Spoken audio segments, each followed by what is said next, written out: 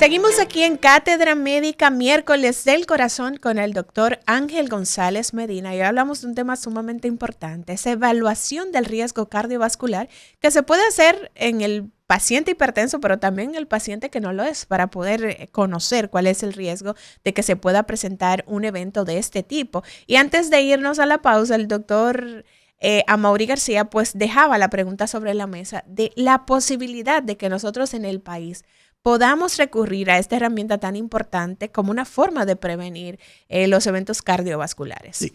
Déjame señalar que también la mujer tiene factores de riesgo que son más importantes en ella, o sea, que son propios de la mujer. Como ya yo había dicho, la menopausia.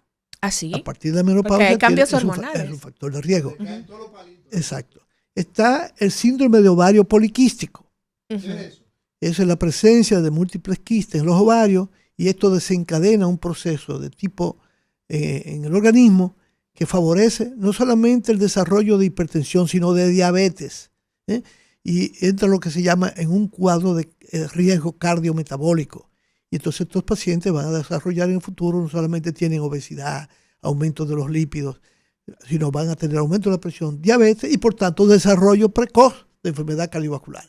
Esto es muy importante porque además la depresión es más frecuente en la mujer. Sí, también por los cambios hormonales. Exacto. Y acuérdense que hace unos días también mencioné aquí el hecho mismo de que la mujer también tiene un proceso, no todas las mujeres, pero sí de manera particular, aquellas que sufren de endometriosis pueden tener un mayor riesgo, es decir, de tejido endometrial o uterino que está fuera del útero y que se comporta en el momento de la menstruación con sangrados localizados que van a producir inflamación, y que esa inflamación va a inducir al riesgo mayor de enfermedad cardiovascular, un 20% de mayor probabilidad de desarrollar enfermedad cardiovascular. Entonces, ¿qué podemos hacer? Bueno, lo primero es educar a la población sobre estos factores de riesgo. Hay que hacer campañas masivas. Por eso estas escalas de riesgo tienen dos propósitos, dos aproximaciones.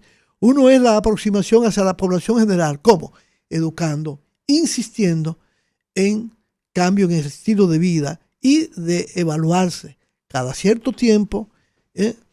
Esto tiene una importancia capital. Y también de manera individual, como mencionaba, aquel que tiene historia de enfermedad cardiovascular o que le han descubierto que tiene lípidos en la sangre elevado, entonces colesterol, implica que tiene que hacerse una evaluación más completa y más seguida, un seguimiento mucho más cercano para evitar que desarrolle enfermedad propiamente dicho. Doctor, ¿cómo usted lo plantearía para la población? La educación a la población, usted como experto, como profesor de toda una vida en materia de formar recursos, ¿cómo usted plantearía? Vamos a educar a la población, ¿de qué manera? De forma práctica, por ejemplo. Bueno, mira, en las escuelas, introducir en la materia de salud, educación en salud, sí, con aspectos claros, sobre todo la enfermedad cardiovascular y enfermedades infecciosas y transmisibles.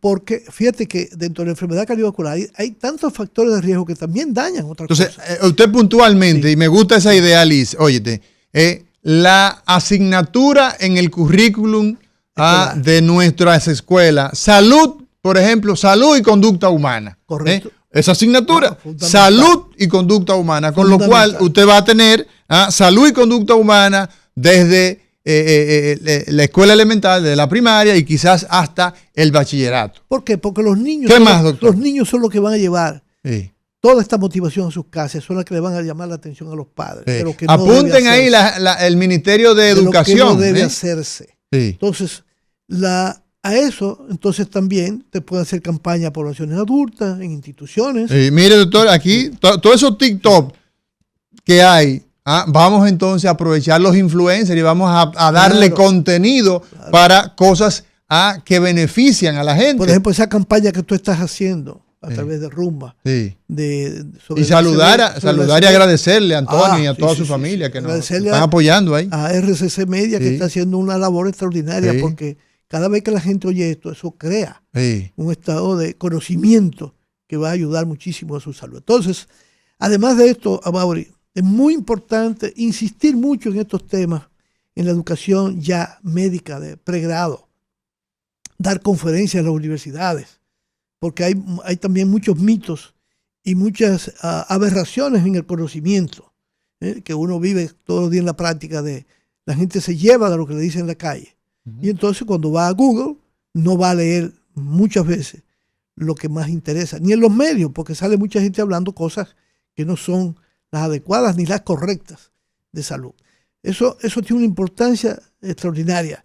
Y además tenemos que trabajar duro en la educación del médico general, del médico de atención primaria, para que haga una buena evaluación de ese paciente hipertenso y referir a estos pacientes al especialista para que cada cierto tiempo el especialista lo vea y el especialista haga su papel de hacer un seguimiento adecuado de una toma correcta de la presión arterial, que yo se lo digo a los mismos estudiantes. Ustedes ven cómo hacemos los médicos en los hospitales, que a veces por las mismas condiciones de trabajo no colocamos al paciente en una posición ideal y podemos tener interpretaciones variaciones no correctas. Exacto. De la presión arterial. Vamos a tomar un ejemplo, doctor. Y a eso tú tienes que agregarlo, que educación permanente. Sí. Para eso están las sociedades. Creo que no están haciendo su trabajo de manera eficiente, porque es que tiene que hacer más educación a todos los niveles, inclusive a los mismos especialistas de las cosas nuevas que van saliendo. Sí, doctor, a mí me interesa, porque no podemos darnos el lujo de concluir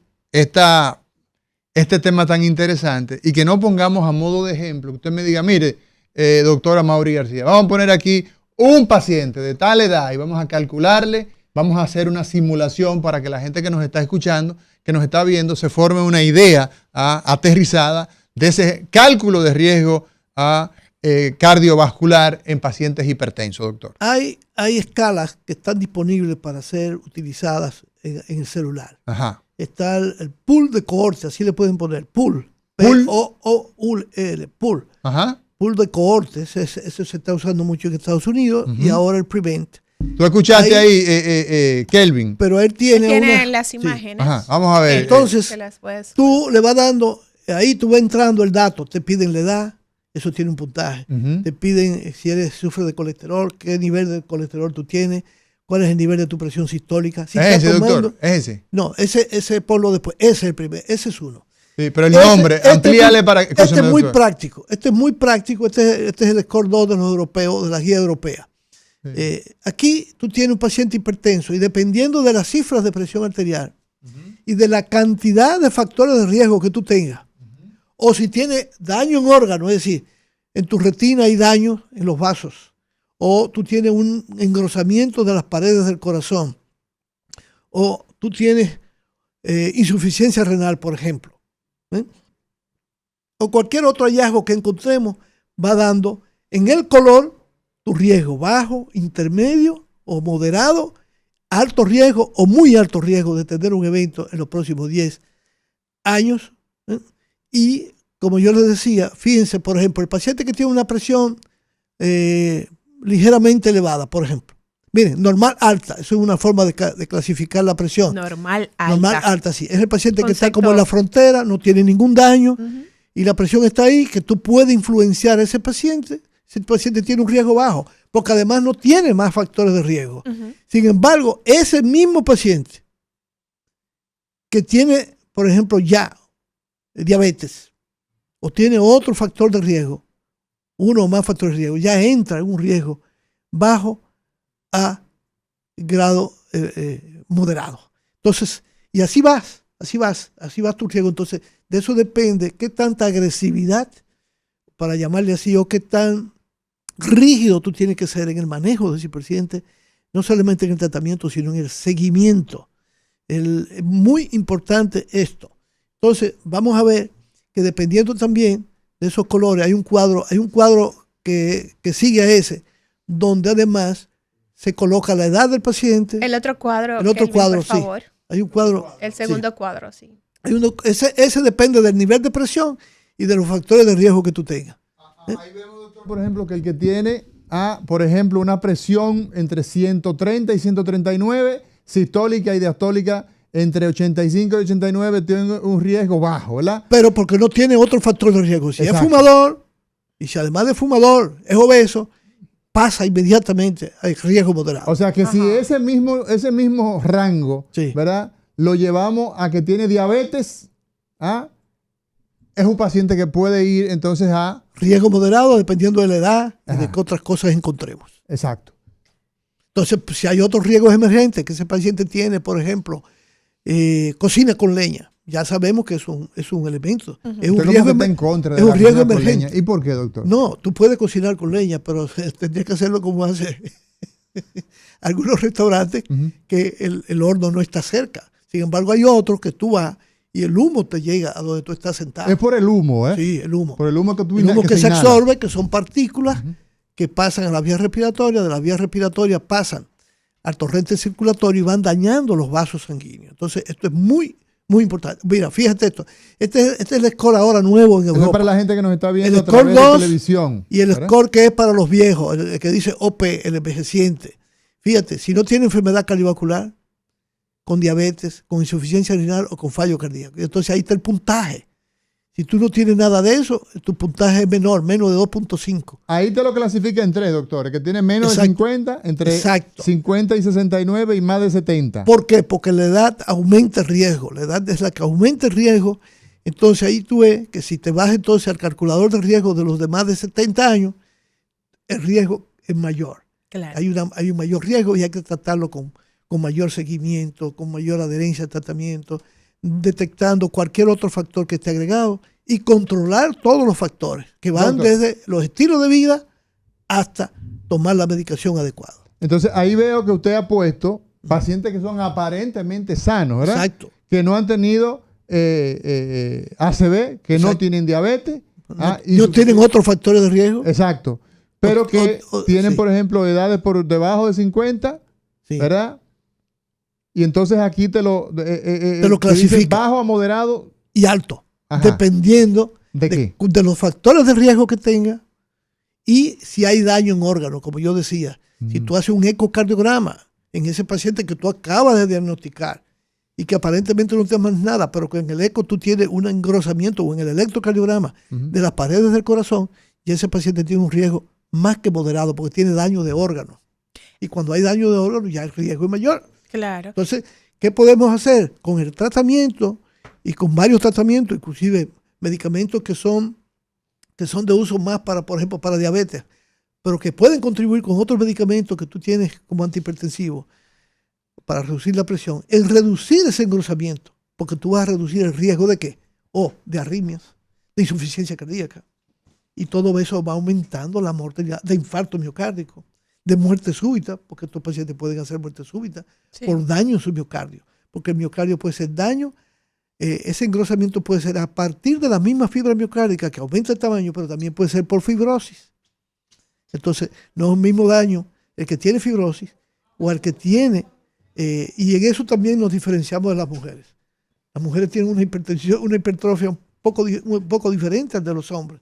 Y entonces, por eso, las mujeres desarrollan más insuficiencia cardíaca con un corazón que se está contrayendo adecuadamente, pero tiene trastornos de la relajación.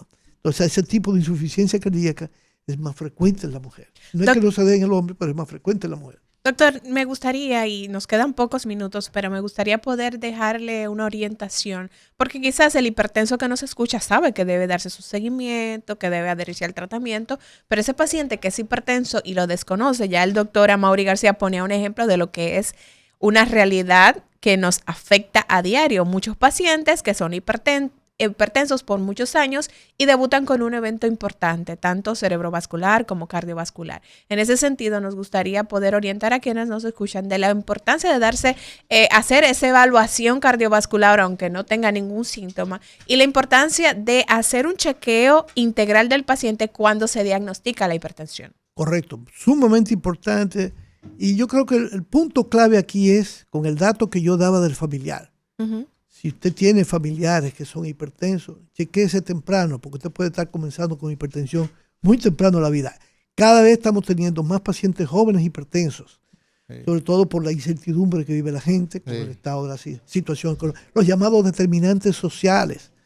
Y la poca determinación social que hay en nuestro sistema. Ese tránsito que usted tiene, a veces usted se para en una esquina. Uh-huh. Y yo digo, yo sufro en un carro que ando con los vidrios encima, arriba, ¿verdad? Sí. Y yo digo, ¿qué tanto puede sufrir el que esté en la calle, uh-huh, el que está parado en una acera, con 14 motores tocando bocina. Sí. Usted no sabe la presión que eso le... Esa es una intoxicación al Permanente. medio ambiente Sí. permanente. Bueno. Además del estrés de manejar, que es constante. Bueno, doctor Ángel González Medina, hemos llegado al final. El tiempo es un tirano. Gracias por estar con nosotros como cada miércoles. ¿No? Las gracias a ustedes por permitirme pues, poder hablar con la población dominicana, donde quiera que se encuentre. Así es. Señores, gracias por estar con nosotros como cada día de 10:30 a 12 del mediodía, acá en Cátedra Médica. Como los miércoles estamos con el doctor Ángel González Medina. Este programa usted lo puede ver ahora al mediodía. Se va a repetir a través de Telefuturo Canal 23 y esta noche. Y queda colgado en nuestra plataforma. No le cambie, ahí viene al mediodía con Mariotti y compañía. Cátedra Médica.